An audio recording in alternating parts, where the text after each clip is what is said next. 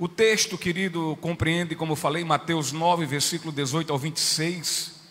E o título dessa mensagem é o poder misericordioso que cura o incurável e triunfa sobre a morte.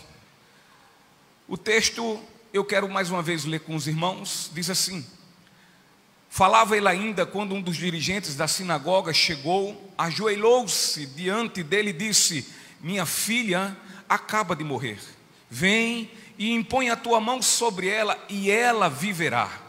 Jesus levantou-se e foi com ele e também os seus discípulos.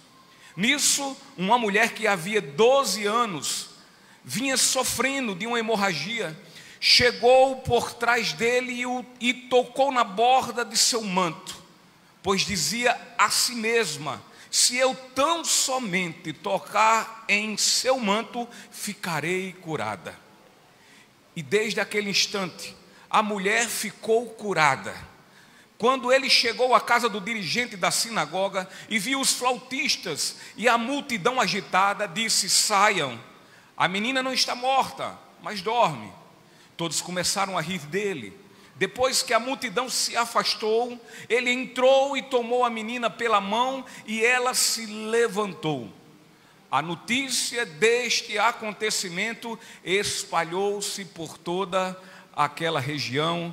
Louvado seja o nome do Filho de Deus, nosso Senhor Jesus Cristo. Queridos,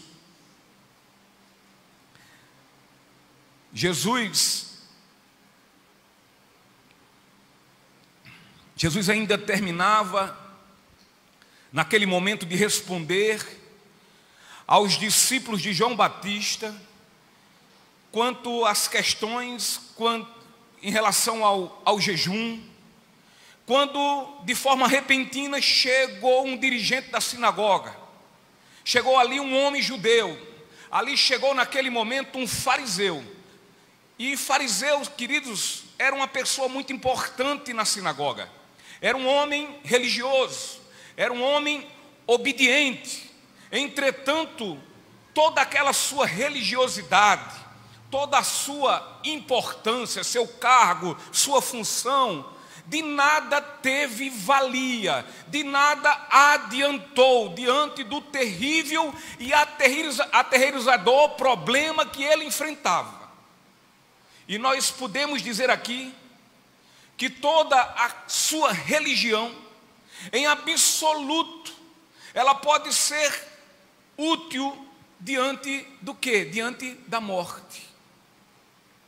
Contudo, queridos, para um homem tal como aquele, como Jairo, um judeu influente na sinagoga, um homem devoto à sua religião, deve ter sido para ele algo muito difícil ir ao encontro de Jesus para lhe pedir socorro, para lhe pedir ajuda, auxílio. Entretanto, ali estava quem? Um pai. E um pai que amava sua filha por demais. Um pai que era apaixonado pela sua cria. E justamente foi este amor que o levou, que o motivou, que o encorajou a ir até Jesus em busca do seu socorro. Ainda que sabendo quanto aquilo iria deixá-lo numa situação difícil. Difícil por quê? Difícil contra os seus pares, os seus líderes religiosos, os seus irmãos de fé. E sabe por quê? Porque os seus irmãos, os seus líderes, odiavam e invejavam muito a nosso Senhor Jesus Cristo, aquele a quem ele buscou ajuda. Mas isso não o impediu.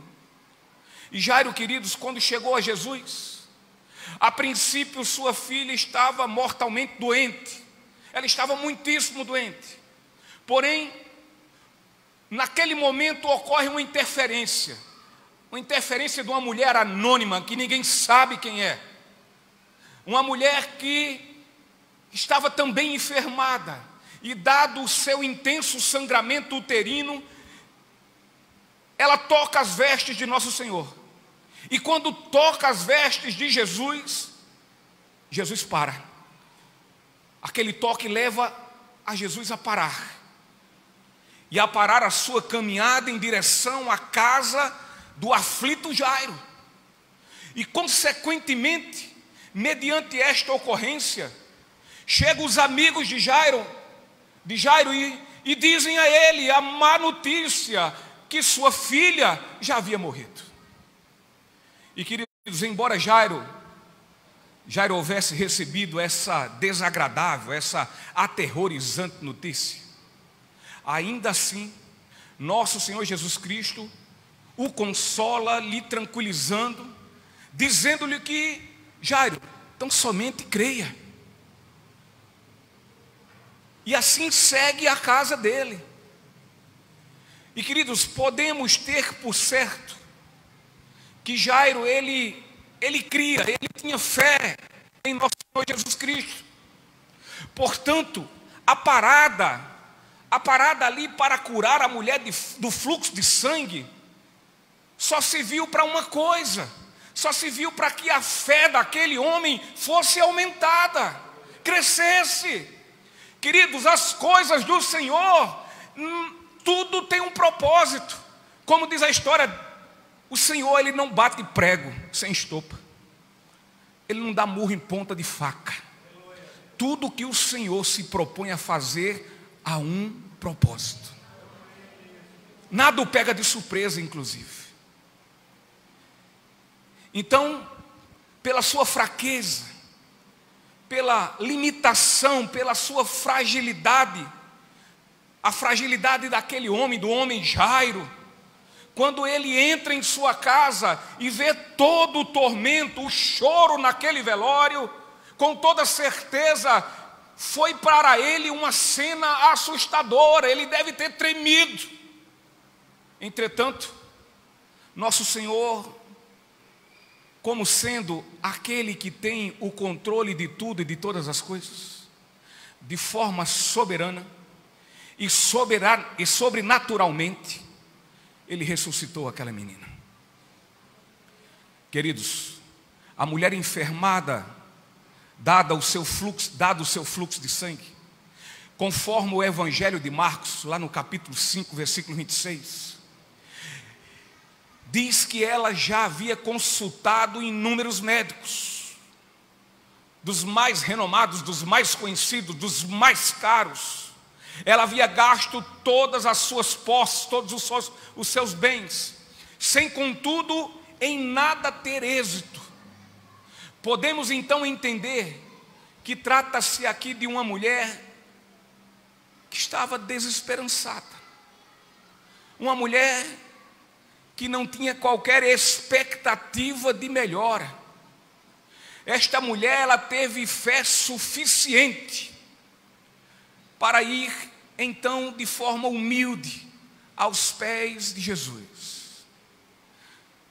E como dissemos, ela já havia procurado inúmeros médicos, mas agora ela toma uma decisão, uma nova decisão.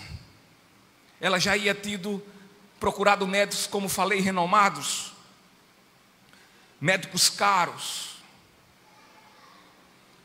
Contudo, ela ainda não tinha ido ao médico dos médicos. Mas agora ela vai ao supremo médico, o médico que está acima de todos os médicos, de toda a ciência e de toda a medicina.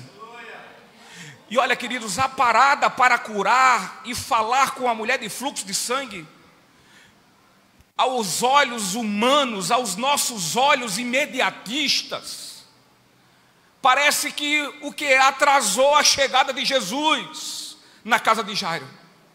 Entretanto, aquele atraso levou a um outro propósito. E sabe por quê? Porque levou a algo surpreendente, a algo muito maior. Porque Jesus, ao invés de ir à casa de Jairo curar a menina, a sua filha, Jesus agora iria ressuscitá-la. Nas coisas do Senhor sempre há propósitos.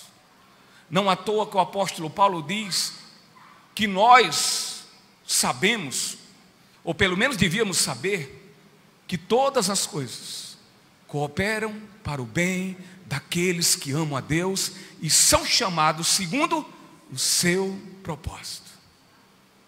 Então, queridos, entre muitas lições que esse texto nos traz, podemos ver entre eles que as situações críticas nas vidas das pessoas geralmente as lançam, as motivam, as impelem a atitudes completamente inesperadas, coisas que ninguém pensam que iriam fazer, fazem. E é justamente isso que vemos na pessoa de Jairo, e não somente na pessoa dele, mas também na mulher do fluxo de sangue. A outra coisa é o quanto pessoas, independente de sua posição social, independente do seu saldo bancário, independente das suas influências, são encorajadas por nosso Senhor Jesus Cristo através da fé, e não do que eles são, ou do que podem, ou do que pensam que podem. E por fim, queridos, vemos também aqui o infinito poder de nosso Senhor em dar vida a quem se encontra morto.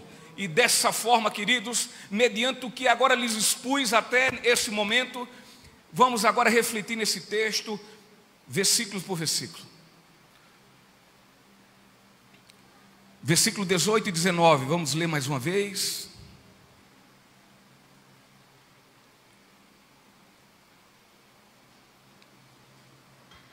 Falava ele ainda quando um dos dirigentes da sinagoga chegou, ajoelhou-se diante dele e disse: minha filha acaba de morrer. Vem e põe a tua mão sobre ela e ela viverá. Jesus levantou-se e foi com ele, e também os seus discípulos.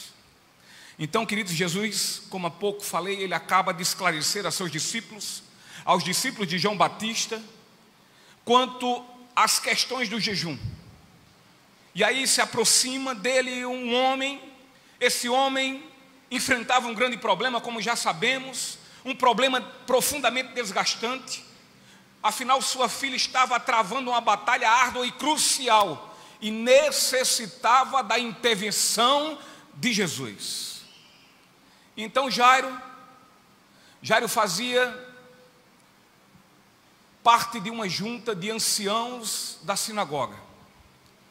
Entre as suas funções, ele tinha a administração e ordem das reuniões da comunidade.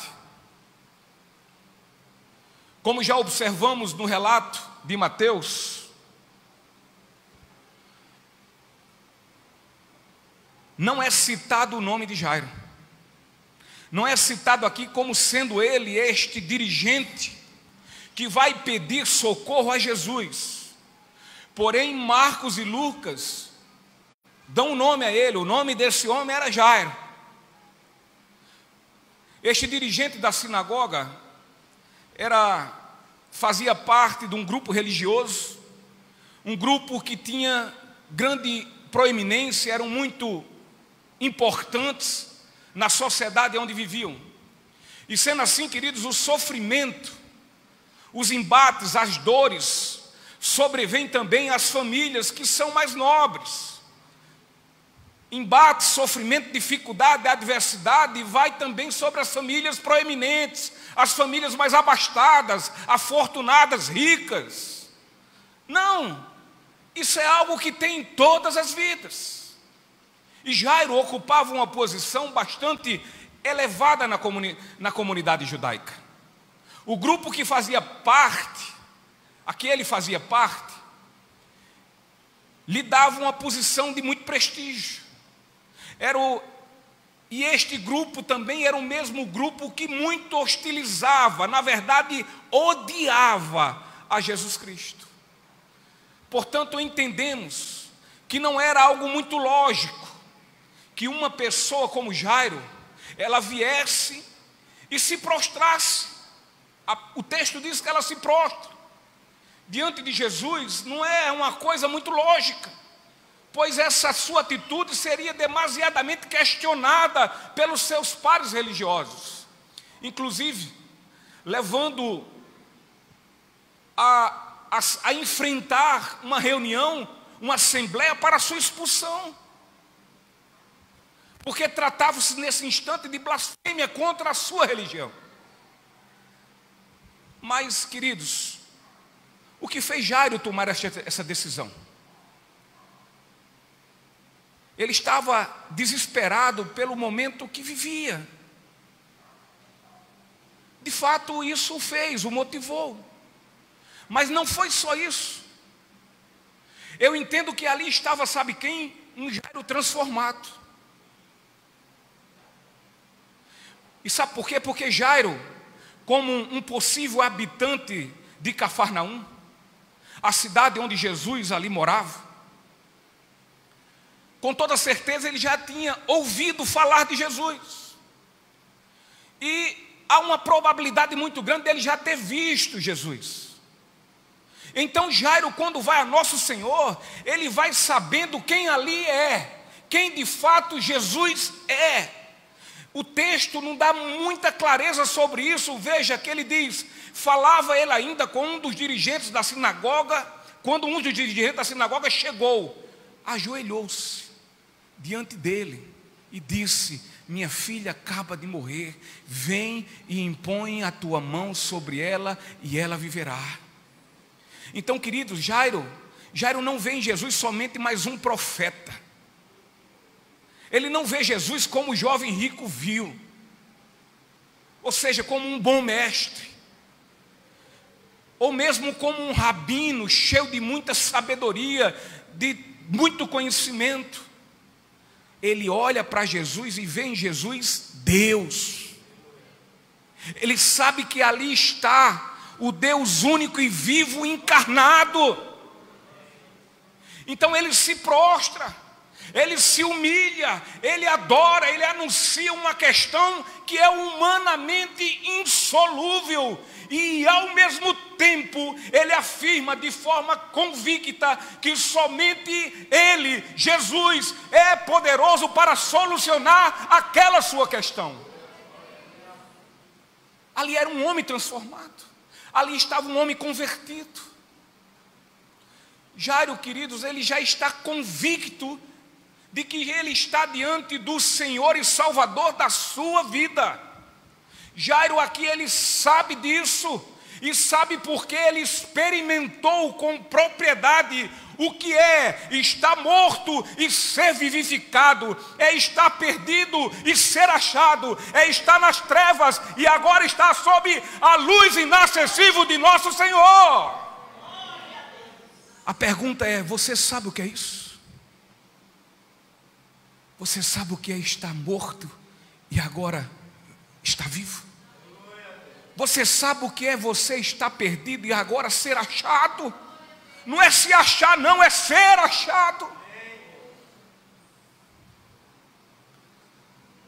Você sabe o que é que está nas trevas e agora está sob a luz do Deus Todo-Poderoso?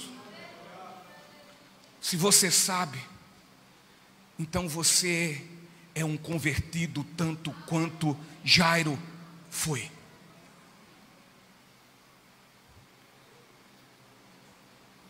Portanto, queridos, diante de tal fé, Jesus o que faz? Ele levanta-se e vai imediatamente, segue os passos de Jairo até sua casa.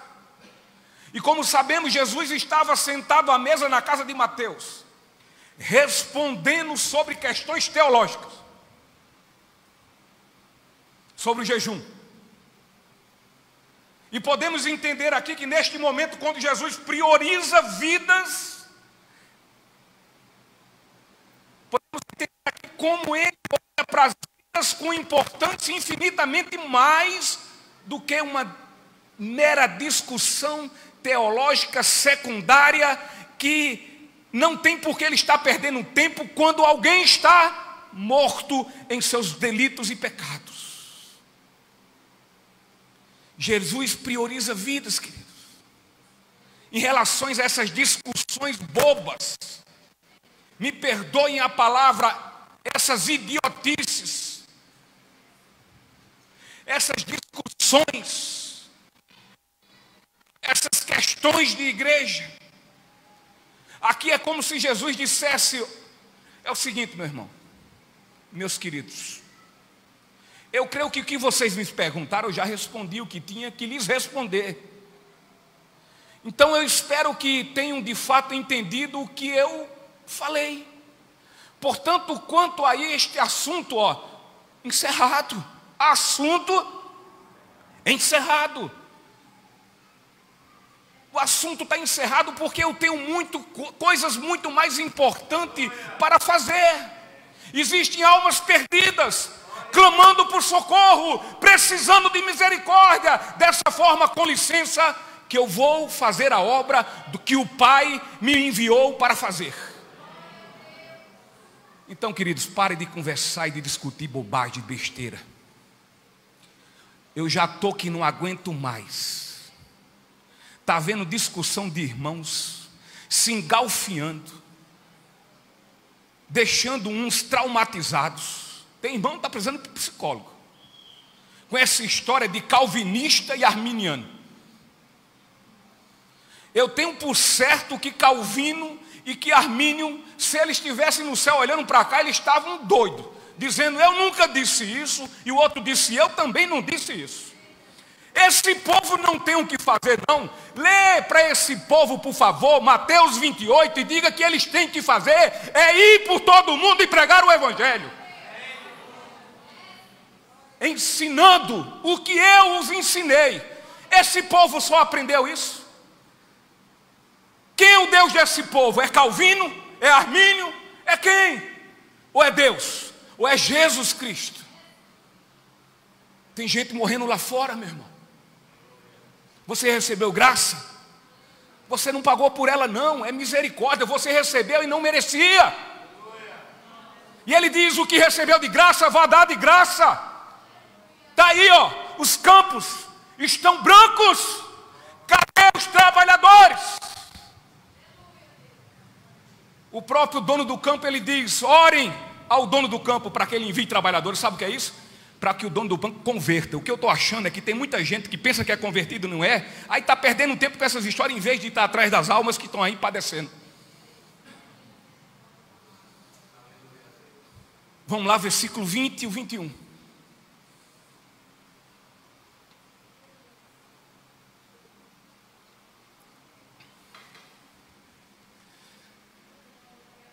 Nisso,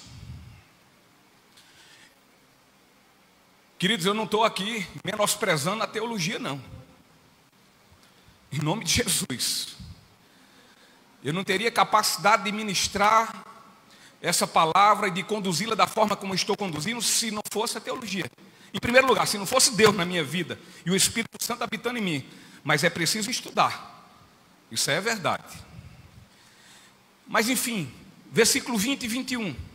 Nisso, uma mulher que havia 12 anos vinha sofrendo de uma hemorragia, chegou por trás dele e tocou na borda do seu manto, pois dizia a si mesma: se eu tão somente tocar em seu manto, ficarei curada.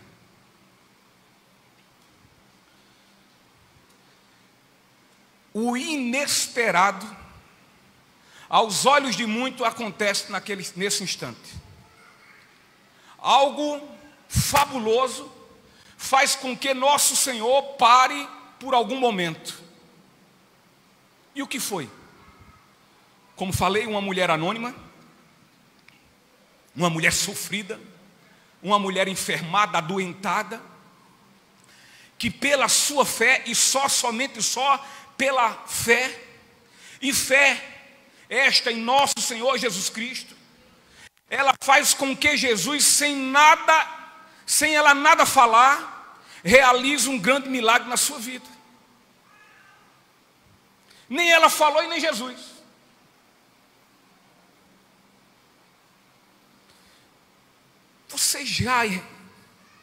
Por aí você já começa a entender quão grandioso e soberano é nosso Senhor.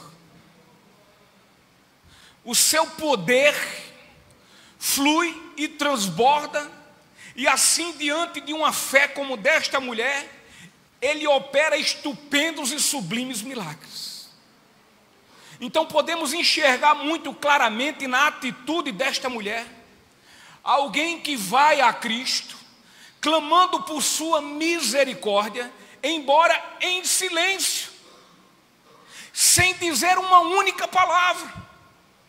Ela fez mais ou menos o que o centurião fez. Quando ele viu que Jesus se aproximava da casa dele, também para curar um enfermo, ele olha, talvez assim, ele abre do portão, aí olha e diz: lá vem o mestre. Irmão Cício, vem cá, vá lá, diga a ele que não precisa vir não, basta somente uma palavra dele. E Jesus, aqui conjecturando eu, diz lá de fora, diz lá do alto, diga a ele, ou então grita: eu sei que você não merece que eu vá ir, mas eu vou. E ele de cá, ele diz: eu não mereço. Ele diz: mas é misericórdia, eu vou.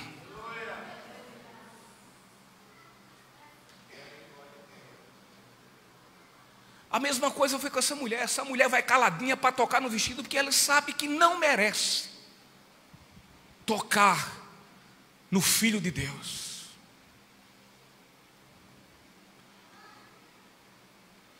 E este ato dessa mulher atesta uma pessoa que vai a nosso Senhor absolutamente convicta de que quanto ao que ela necessita e pede a Ele, de fato ela não merece. Eu preciso ser curada, eu quero ser curada. Ela entendeu o que é exatamente a graça de Deus, o que muita gente ainda não entendeu. Diferente de muitos por aí que estão dentro ou fora de igrejas e denominações, estes que se acham completamente merecedores de tudo quanto pedem, estes que são egoístas, que são mesquinhos, que são avarentos, eu não estou falando só de dinheiro não. É tudo o que vemos de contrário no que diz respeito à vida dessa mulher. Ela não agendou um encontro com Jesus. Ela não falou com Jesus para que ele parasse a sua caminhada em direção à casa de Jairo e dissesse: olha para mim agora. O único desejo que aquela mulher tinha no seu coração, um desejo simples, humilde, mas verdadeiro, era colocar em prática, sabe o quê? A sua fé, tocar em Jesus. Essa foi a forma que ela quis praticar a sua fé, aproximando-se de Jesus e enfim tocá-lo, tocar na borda da sua veste. E queridos, essa mulher, ela não, como disse, ela não falou absolutamente nada.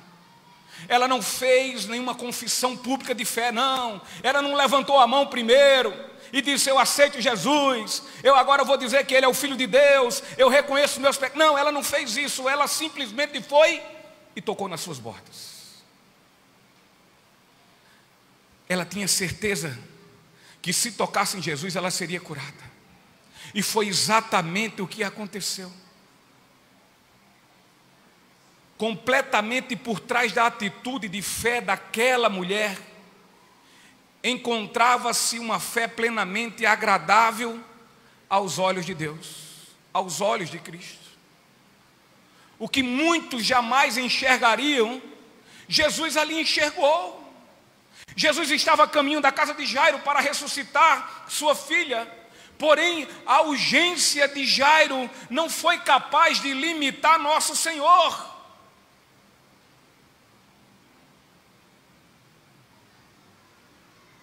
Jairo, como sempre, nós queremos as coisas imediatas, e nada disso adianta o agir de Deus, nem tampouco atrasa.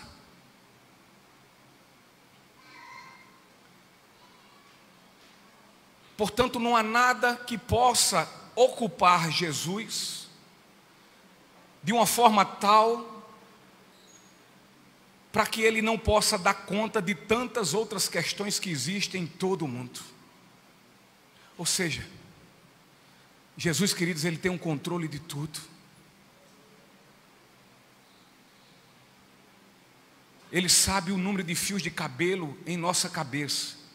Não precisa dizer que no meu fica mais fácil, eu já sei. Portanto, dessa forma, tenha por certo que nosso Senhor tem completo e absoluto conhecimento sobre a vida de toda criatura espalhada no mundo. Nunca imagine que Deus não sabe nada sobre sua vida. Ele sabe tudo. E sabe por quê? Porque foi Ele que te criou. Você só está aqui hoje porque Ele te criou. Ele te fez vir à existência. Ele sabe também qualquer inquietação na vida, seja de quem for. Você está com alguma aflição? Olha, Ele sabe. Não há dor ou sofrimento que Ele não tenha conhecimento, ciência. Ele tem. Tudo Ele sabe sobre nós, sem ter a necessidade de nós a Ele nos referir às nossas adversidades. Salmo 8, versículo 3 e 4, olha o que diz: quando contemplo os teus céus, obra dos teus dedos, a lua e as estrelas que ali firmaste, pergunto: que é o homem para que com ele te importes? E o filho do homem para que com ele te preocupes? Portanto, queridos, assim como Davi, aquela mulher tinha o mesmo entendimento. Ou seja, quem sou eu para que o Senhor me dê ouvidos? Quem sou eu para que Ele se importe com minha vida? Afinal, o que eu tenho feito ao seu respeito é só lhe afrontar. E assim são todos os seres humanos. A mulher que havia chegado a nosso Senhor de forma temerosa, por ser excluída de todos, por ser taxada de impura, por ter convicção de não merecedora da misericórdia de nosso Senhor Jesus Cristo, queridos, ela foi curada de forma instantânea e voltou para sua casa sem peso algum em sua vida. Ou seja, ela voltou livre de toda e qualquer opressão. Ela voltou livre sem qualquer sobrecarga, mas liberta e em paz. E sabe por quê? Porque Jesus de fato se importa com nossas vidas.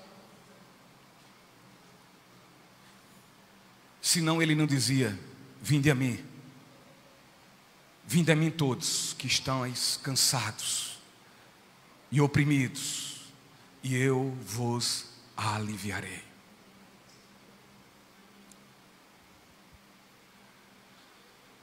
Aquela mulher estava cansada, estava oprimida. Jesus convidou-a e ela foi, embora certa, absolutamente certa de que não merecia.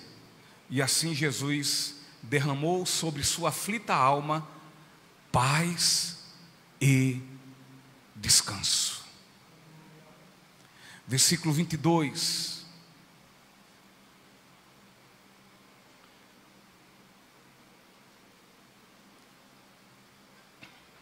Voltando-se Jesus a viu e disse: ânimo, filha, a sua fé a curou. E desde aquele instante a mulher ficou curada. E queridas, como já sabemos o relato sobre esta mulher em Mateus, é um relato um tanto resumido. Portanto, retrataremos o que diz Marcos e Lucas, ou seja, Jesus estava de costas para aquela mulher, porém isso não quer dizer que ele não sabia o que estava acontecendo. Outra coisa é que talvez Jesus Cristo esteja até agora de costas para a vida, para a sua vida, para a vida de alguém que aqui está nessa noite. Contudo, saiba de uma coisa, que da mesma forma ele também estava para com a vida daquela mulher. Entretanto, mesmo de costa, Jesus sabia o que tinha na vida daquela mulher e voltou-se para ela. Quem sabe é hoje o dia o dia que nosso Senhor voltará para a sua vida e lhe estenderá a sua mão, mão de misericórdia e de graça, e lhe dará paz e descanso. Marcos conta que aquela mulher ao ouvir a pergunta do Senhor de quem havia tocado em sua roupa, ela, temendo ser repreendida, apresentou-se então com medo e lança-se aos seus pés. Contudo, nosso Senhor Jesus Cristo recebeu a sua vida com amor. Jesus recebeu aquela vida com carinho e com bondade. Inclusive, da mesma forma que Jesus tratou o paralítico como filho, também tratou aquela mulher como filha. Filha, tem bom ânimo. Jesus não reprovou aquela mulher, Jesus não reprovou a sua ignorância, mas Jesus animou aquela mulher com uma voz mansa, que sabia o que dizia o interior do coração daquela mulher. Ele sabia a intenção do coração daquela mulher. Ele sabia qual era a intenção daquela mulher em tocá-lo como tocou. Ele discerne os corações. Ela tocou a sua roupa, mas foi sua fé que tocou o coração de Jesus. E por isso que nosso Senhor disse àquela mulher: a tua fé te salvou. Portanto, meus irmãos, quando o pecador vai a Jesus com uma fé como o daquela mulher, uma fé sincera, com o coração contrito, com entendimento de que não merece o amor e o perdão de Deus,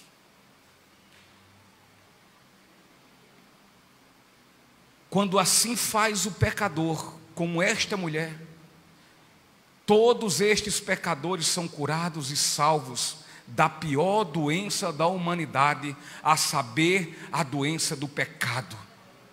E deixa eu dizer uma coisa, isso não é a prestação, mas é imediato. Versículo 23 e 24.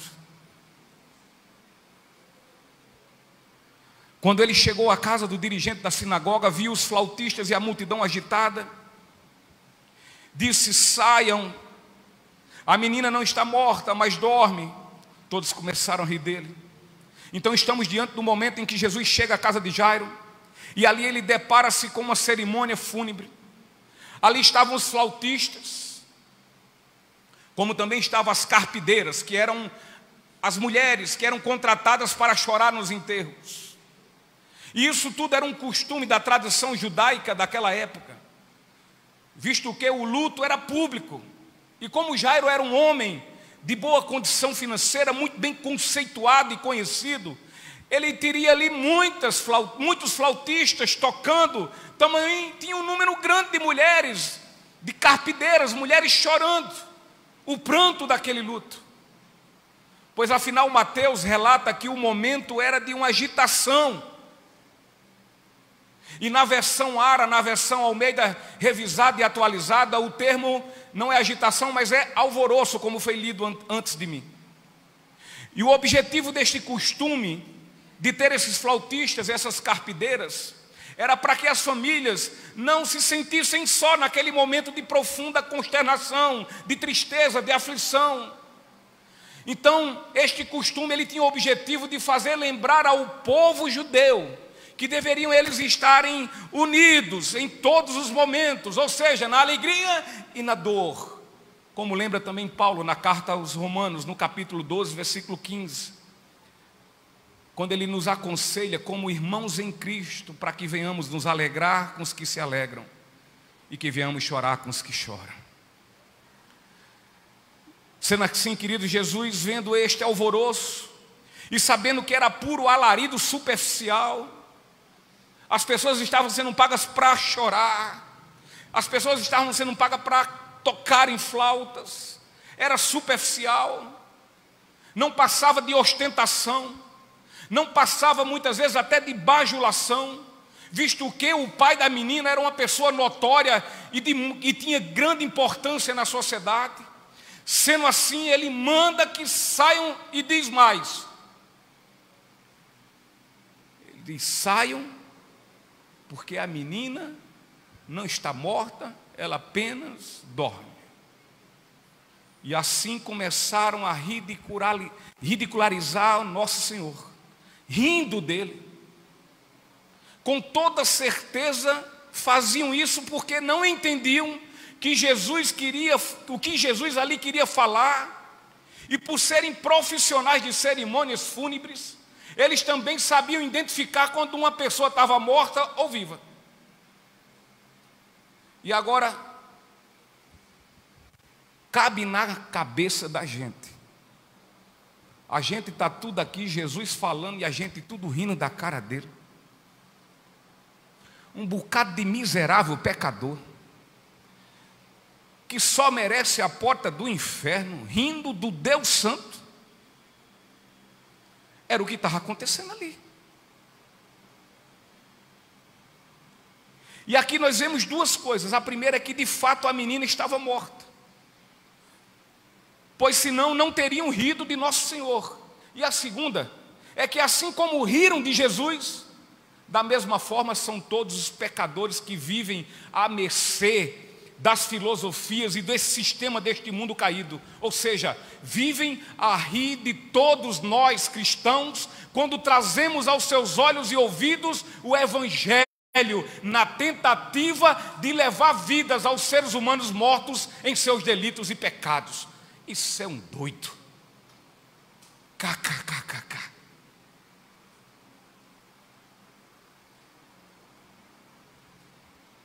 Ocorre que ainda não era o tempo daquela menina. A sua doença, queridos, naquilo que ela tinha adoecido, aquela doença não era para a morte, mas era para a glorificação do nome de Deus. Entretanto, ante toda aquela incredulidade de todos aqueles que ali estavam, que queriam sepultá-la, e sepultá-la antes do tempo. E podemos ver nisso de sepultar antes do tempo, podemos às vezes identificar isso nas nossas vidas, porque muitas vezes nós agimos da mesma forma, queremos sepultar antes do tempo. Preparamos a solenidade fúnebre sem ser a hora, na verdade quando ela nem vai existir. Talvez você não esteja entendendo o que eu estou falando ainda. O que acontece é que muitas vezes nós olhamos para muitas pessoas, olhamos para dentro daquela cadeia que está ali e diz: ali não tem mais jeito, pode enterrar. Chama as carpideiras, chama os flautistas, está morto. Oramos para um pobre indigente que está no meio da rua, dormindo à luz do sol, vivendo à luz do sol, sem casa, sem nada, como diz a história, sem eira nem beira, sem família, escravo do crack, e nós olhamos e disse: está morto, sepulta.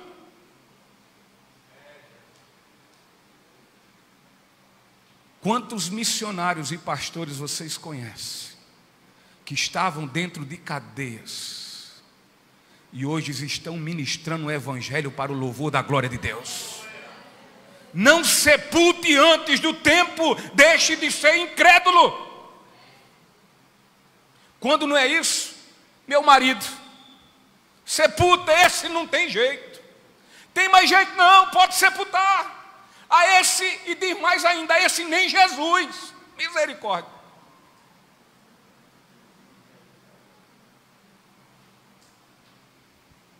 Você é cristão? Amém? Você nasceu de novo? Sabe o que você era?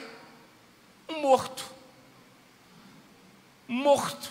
Ah, pastor, eu não fumava crack, mas ia para o inferno, sem Cristo ia. Eu nunca paguei uma conta atrasada, mas ia para o inferno do mesmo jeito, ou com Serasa ou sem Serasa.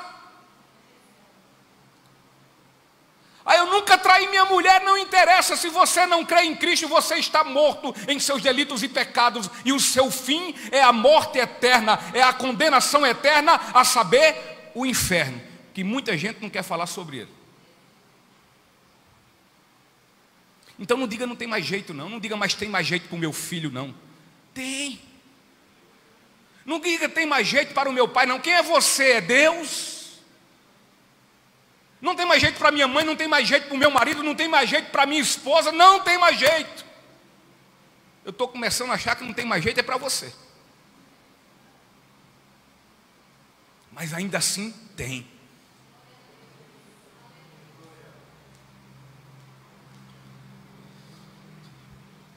Nós passamos a não ter mais esperança naqueles em que Jesus ainda irá salvar. E assim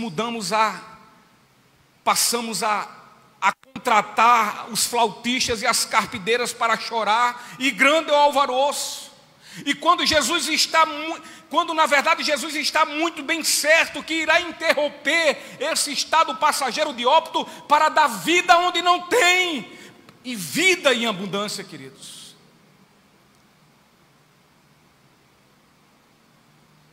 Para que assim um dia Ele chegue e olhe para mim e para você e fale a nossa incredulidade: saia, porque não está morto, apenas dorme.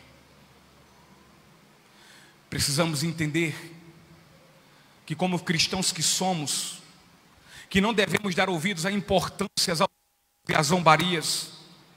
De fato é algo triste e irritante ver pessoas zombarem do nosso Senhor e Salvador.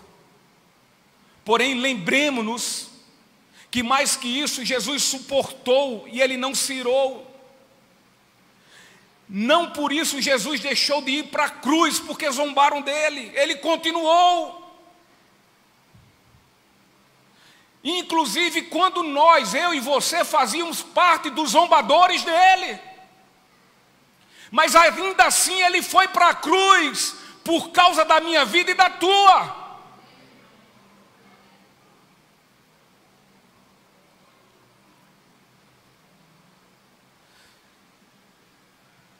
Versículo 25 e 26, para nós finalizarmos.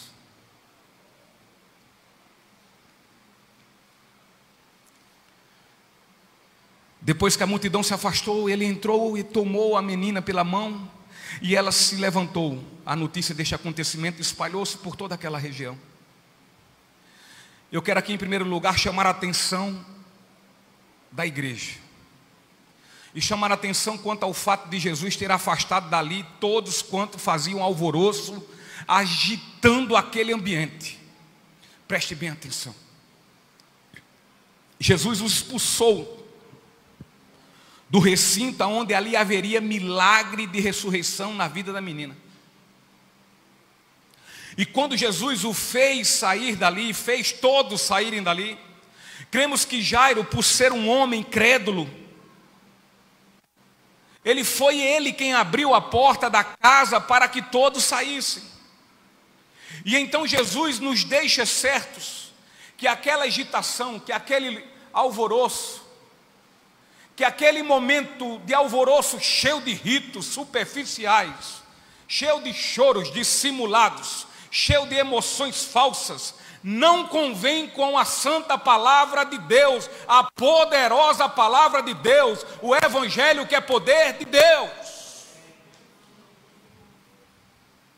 No momento que aquele movimento de completa agitação e alvoroço parou, ou seja, que a ordem e decência se fez naquele lugar, Jesus passou a operar e assim tomou a menina pela mão e ela se levantou.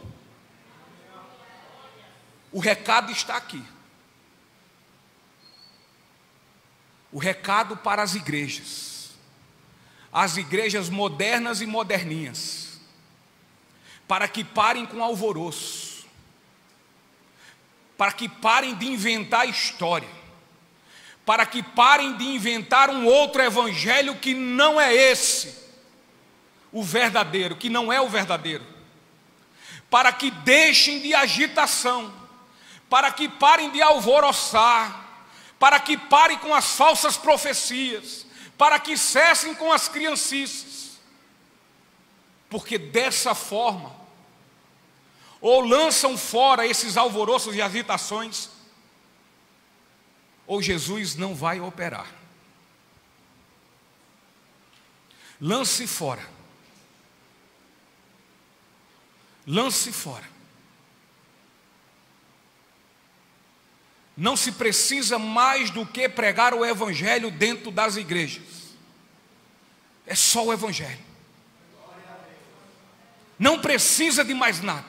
Não precisa de copo d'água. Não precisa de azeite. Não precisa de luz assim. Não precisa de luz assada. Não precisa de discursos antropocêntricos que levam, exaltam o homem e botam ao Senhor Jesus Cristo como escravo. Não precisa. O que se precisa tão somente é pregar o Evangelho. Não precisa de movimento, de corre-corre, de sapateio. Não precisa. Precisa-se pregar o Evangelho. Não precisa. Em segundo lugar, penso quão maravilhoso e espetacular foi este momento, onde vemos o agir do poder infinito e soberano de nosso Senhor Jesus Cristo. A menina estava morta e Jesus lhe deu a vida. E queridos, uma pessoa quando morre fica em silêncio. Não conseguimos ouvir nada, pois inclusive sua respiração deixa de existir. O sopro da vida se foi. E nesse instante pensamos, o que vamos fazer? Passamos a sofrer a dor da separação dessa pessoa. E daquela forma estava Jairo, a mãe daquela menina e toda a família que muito a amava. Porém nosso Senhor Jesus Cristo entra no quarto, pega aquela menina pela mão, como declara Marcos e Lucas, e ordena que ela se levante. A menina se levanta, o coração começa a bater, o pulso também, os olhos se abrem, a respiração passa a ser ouvida. E queridos, aqui está o primeiro caso de ressurreição de nosso Senhor Jesus Cristo. A filha de Jairo estava morta e reviveu. Que nosso Senhor Jesus Cristo, Filho unigênito de Deus, aquele que morreu por nossos pecados, mas ressuscitou para assim também no último dia nós ressuscitarmos e vencermos a morte, que Ele pegue nossos filhos pelas mãos e os levante pelas mãos, para que dele recebam a vida eterna ainda como crianças. A nossa compreensão do Evangelho talvez possa ser um tanto frágil, mas a pergunta é: temos nossa confiança somente em Cristo? É só em Cristo que você tem fé? É nele que nós temos certeza que somos perdoados e libertos, e assim alcançamos a paz que nossas almas tanto necessitam? Pois se é assim a tua fé, isso é um grande e bom sinal. Não podemos tocar nossas roupas, não podemos tocar nas roupas de nosso Senhor, me perdoe. Porém, é com esta fé que podemos tocar o seu coração. É essa fé que salva. Embora pareça que Jesus está de costa para você, mas se esta fé que sinceramente você tem no seu coração é essa fé igual daquela mulher, tenha certeza que o Senhor vai se voltar para você e vai dizer a você: filho, filha, a tua fé te salvou, vá em paz, vá em paz. Esta é a fé sincera, a verdadeira, que nos retira da sepultura, do pecado e nos leva à salvação. E portanto, este caso não demorou muito, se espalhou a notícia do milagre que Jesus operou. Espalhou-se por toda a região. Tratava-se, afinal de contas, da filha de Jairo, o chefe da sinagoga. Numa pessoa que recebe de Jesus uma nova vida, não há como isso não tenha que ser notado. Você recebeu uma nova vida em Jesus Cristo? A pergunta: as pessoas têm sabido disso? Têm notado em você? Não porque você fala, mas pelo que você vive. Não pelo que você diz que é, mas pelo que de fato você mostra ser. As pessoas olham para você em Cristo, seu marido, sua mulher, seus filhos, ainda que não creiam, não interessa. Esse problema não é seu. Esse problema é de Cristo, e se é que é um problema para Ele, não é. Agora a questão é saber se, embora as pessoas que vivem ao seu redor, crendo ou não, olham para você e diz: de fato, aqui está um cristão, de fato, aqui está uma cristã. Que Deus, o Pai de nosso Senhor Jesus Cristo, abençoe a todos nós e de nós tenha muita misericórdia. Amém?